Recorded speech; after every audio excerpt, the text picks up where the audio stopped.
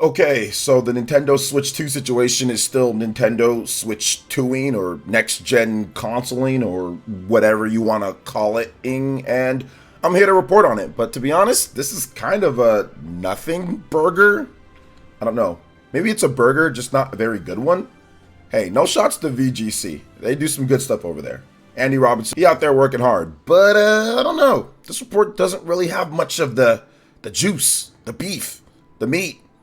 But we're gonna talk about it because a lot of you guys are already asking about it. But before we get into anything, what's good everyone? OJ here. Welcome back to another video. Please make sure you hit that like button, subscribe if you're someone new, and click that notification bell to get all the juiciest, tastiest, most awesomest videos first right here. RPGs, Nintendo stuff. Anyway, let's go ahead and get right into it. This article, VGC, talking about Nintendo's next-gen Switch. It says Nintendo targets 2024 with next-gen console. Key partners have development kits. That's good. That's what you use to actually make next-generation games or the next games ahead of the planned launch. Sources tell VGC. So the planned launch 2024. According to multiple sources with knowledge of Nintendo's next-gen console plans. So they're reporting on it.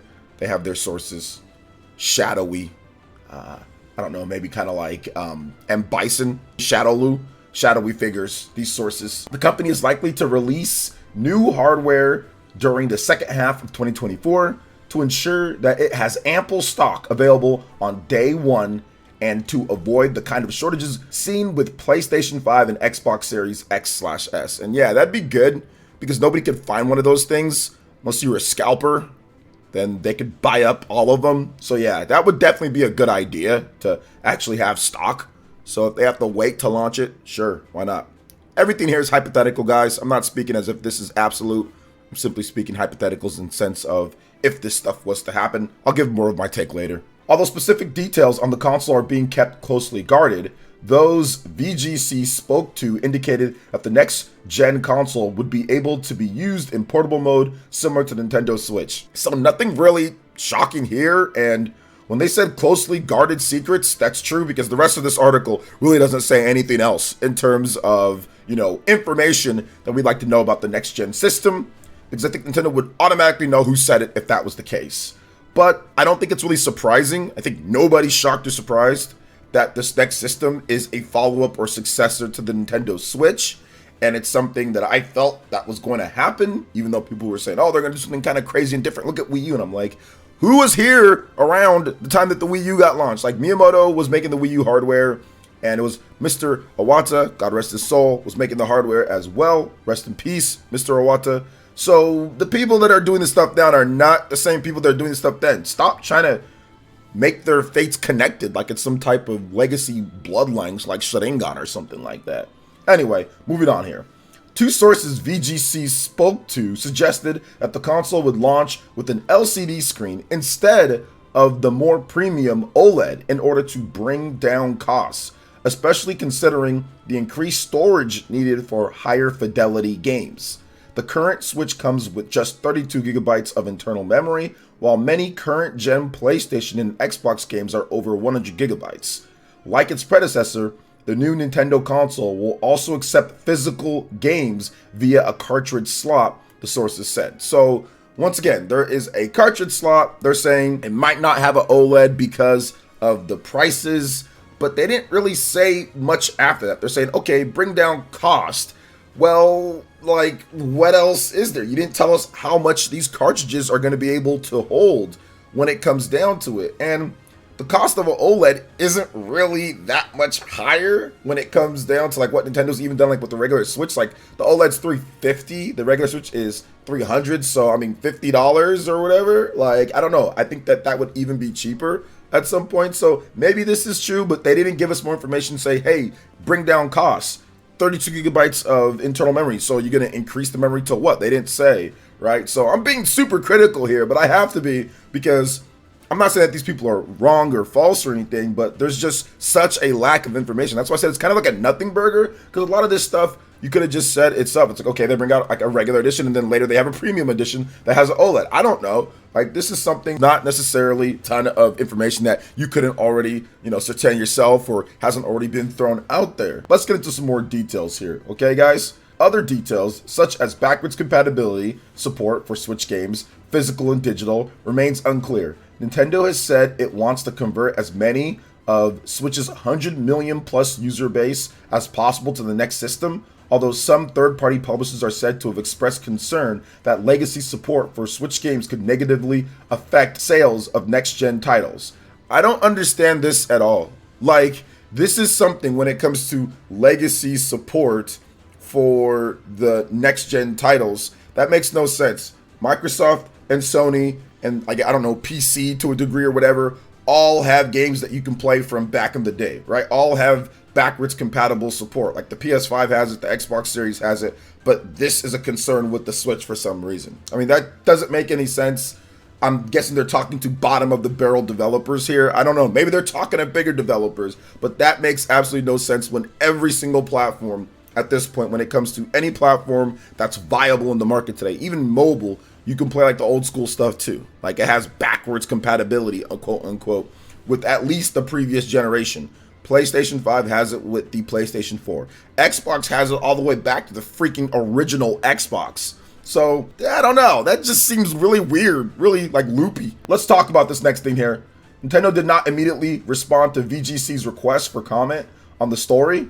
Tokyo-based consultant Dr. Serkan Toto told VGC that a 2024 console launch would make sense for Nintendo, since it's projected to see double-digit declines in Switch hardware and software sales this year, after it cleared 7 years in the market. Quote, I would generally say that looking at Nintendo's financials, it seems clear that it's time for a new piece of hardware in 2024, he said.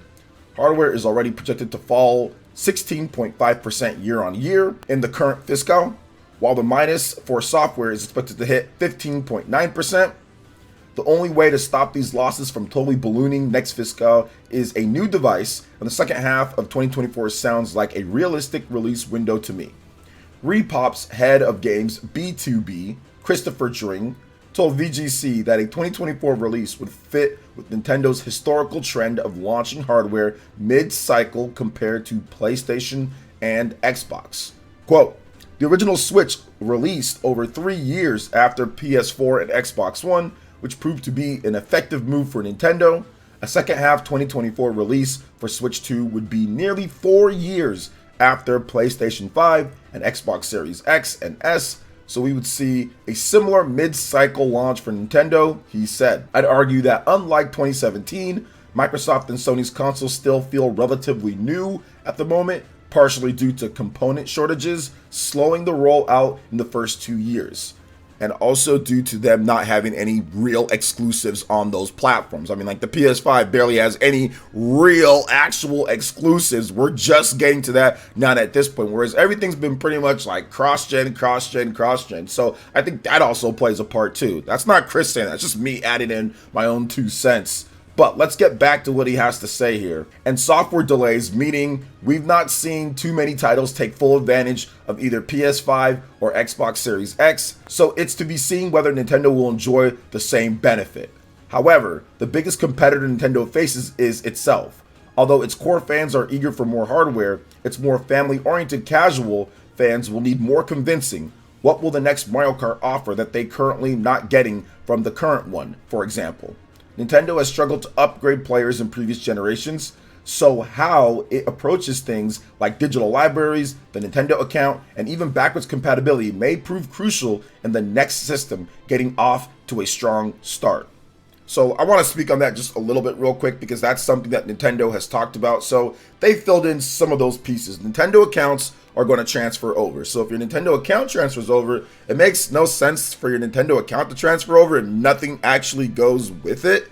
Like they're like, hey, you can transfer your account. Oh, it's just your information. So to me, that kind of points more towards that they're probably going to bring over your digital libraries, like the NSO app, your Nintendo Switch Online account, stuff like that. They probably want people to continue paying for those with the next system as well. Whereas if you go to the next system, you have to start all over. That makes no sense with the Nintendo account. So to me, it seems like they're going to have the backwards compatibility and the digital libraries because of what they've already stated about the Nintendo accounts. Otherwise, it's just like, oh, it's your account, right? But nothing else. It's also the form factor, apparently, of cartridges, in addition to a portable device that's going to be a hybrid, right? So to me, I mean, it definitely seems like you're just going to be able to transfer things over. Nintendo has stated they want a smooth transition. Now, if Nintendo does release the Switch's successor closer to Christmas, Dring said he'd expect a deeper launch lineup than what we saw with the first Switch, which arrived earlier in its launch year. Quote, in 2017, Nintendo spread out its releases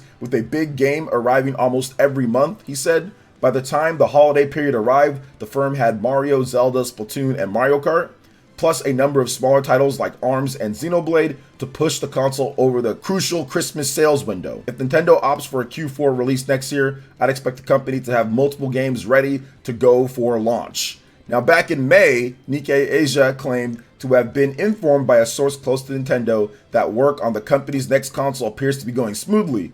Quote, development seems to be progressing well, they said, but a product launch won't happen before next spring at the earliest. There was a lot to kind of take in with this, but then it was really more of just people speculating on what Nintendo's going to do. Like, a lot of this article was Mr. Christopher Dring, who's awesome. A lot of this was just speculating on maybe what could happen, which is fine. It's no big deal. But this was a lot of a nothing burger. I mean, a lot of this stuff we've talked about here. When it comes down to it, we've talked about, okay, cartridge-based system. We've talked about it being a hybrid. We've talked about it potentially having the Nintendo accounts, or discussed that Nintendo has talked about that. Backwards compatibility. There's a lot of different things that we've talked about, but this article didn't even give some more details on that, like the backwards compatibility, like what's going on. They weren't sure about the OLED or LCD. They weren't sure about even what the size of the games of the cartridges were going to be and what was happening there. Like, there was a lot of stuff that was just missing, which is fine. It's no problem. Obviously, a lot of these developers are going to be very guarded about what they say, and I'm not hating on VGC for this. I want to make sure that I'm very clear about that. I think that this is good reporting. You report what you can get, and they have multiple sources here. Andy Robinson, VGC, they would not report something if they didn't feel there was something to report there. But I will just pump the brakes on this real quick. Let's just rewind a little bit, right? VGC also reported when it comes to Nintendo that they were going to have a light second half with no big or heavy hitters. That was something that VGC and IGN were reporting, right? And then we got the news. Then we got the Nintendo Direct, and there are multiple big games coming out in the second half of 2023 this year, with games like Super Mario RPG in addition to Super Mario Bros. Wonder. So that's a heavy hitter. I don't care what anybody wants to say. Oh, it's just 2D Mario. Shut up. 2D Mario sells more than 3D Mario. Okay? Just zip it. Zip. You know? 2D Mario sells more than 3D Mario many occasions. Okay? If you look at like the history of 2D Mario has been huge. Odyssey is obviously huge, but 2D Mario is also huge as well. And heck, even if you look at just the Nintendo Switch itself, New Super Mario Bros. U Deluxe is a freaking port of the Wii U game, right? And that has jumped into the top 10 best-selling Nintendo Switch games. Even Mario Maker, which wasn't as successful, that's still 7 million plus units. That's definitely bigger than most, like 99% of games that release today. It is a big game. So that happened. So every single report that comes out from wherever they get their sources from, it might not always be what it turns out to be, or there might be some details that are arranged or changed or something else like that, or they just leave something out. And this definitely seems like there's so much missing information at this point. You just kind of look at it at face value and say, all right, okay, sure. I get that the reporting is here. I think that it's solid reporting. I'm not doubting everything here, but it almost seems like this is a nothing burger for the most part. But if they actually spoke with game developers, which I think that they did, and the key partners have development kits and things are happening on that front, that's good. But yes, obviously things have been rolling on that front. So we'll see what happens going forward. And I'm looking forward to seeing how Nintendo handles this launch. Now, when it comes to like launch games or stuff that I think that Nintendo could have at launch, I think that a big brand new 3D Mario game is absolutely possible, or a big brand new 3D Donkey Kong game is possible, depending on what they do with the game maybe that's already been in development.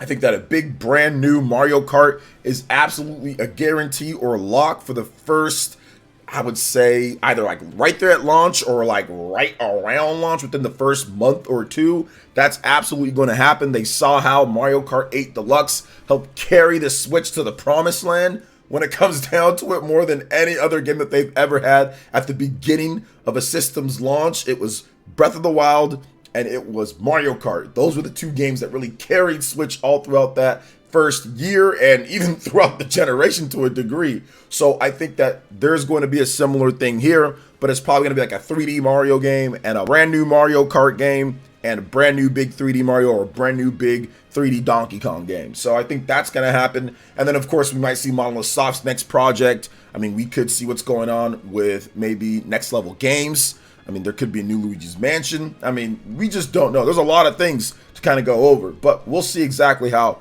everything plays out. But I do believe it's going to be a second half launch of 2024. I've always said that it's probably not going to be super early, probably be mid to second half, and it looks like that's going to be the case here based off of this. But once again, it's all hypotheticals. It's all, you know, rumors with the reporting here from people that have gotten some stuff right, but have also gotten some things wrong here and there, which we're all human. It happens, right? So what do you guys think about this? Let me know in the comment section below.